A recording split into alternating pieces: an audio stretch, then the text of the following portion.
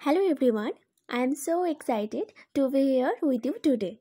This is my very first video. Today in this video, I will discuss about ancient literature. So let's start the discussion without further delay. আমরা ancient literature সম্বন্ধে কিছু important notes জেনে নেব। এবার প্রশ্ন আসবে যে ancient literature কি?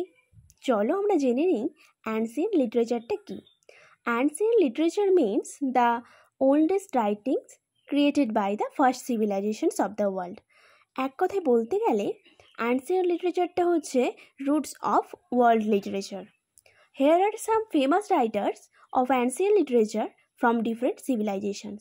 চলো এবার আমরা জেনে নিই এই ancient literature বিলং করেন কোন কোন ফেমাস রাইটাররা।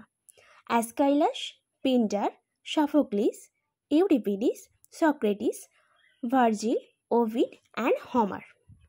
ইংরেজি সাহিত্যে একেবারে প্রথমের দিকে যেনাদের হাত ধরে এই লেখালেখি শুরু হয়েছিল তেনাদের মধ্যে একজন হলেন এস্কাইলাস, যিনি বিলং করেন 523 টু 456 BC।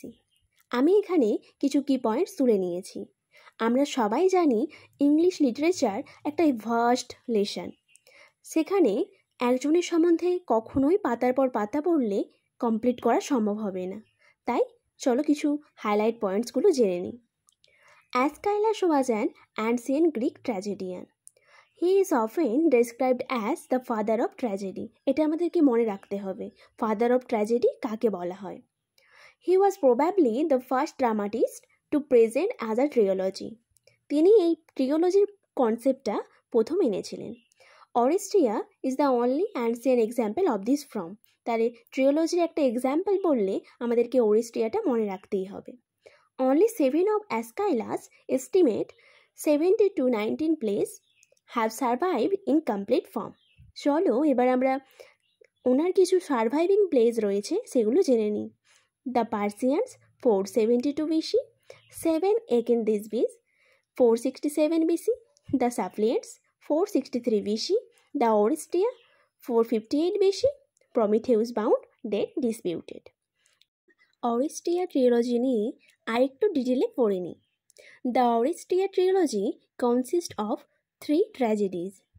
এই অরেস্ট্রিয়া ট্রিওলজি গঠিত হয় আবার 3টি ট্র্যাজেডি দ্বারা। সেগুলো কী কী চলো জেনে নিই। আগামেমনান, দ্য লিবাশন বিয়ারার্স, দ্য ইউরিপিডিস। এবার অ্যারিস্টটল ক্লেমড করেছিল অ্যাস্কাইলাসকে। সেটা কী ক্লেমড করেছিল চলো জানি। The Aristotle claimed that Aeschylus added the second actor to the Greek stage. এভাবে আমাদেরকে ছোট ছোট পার্ট করে প্রত্যেকটা রাইটার সম্বন্ধে জেনে নিতে হবে। চলো আজ এইটুকুই, বাই বাই।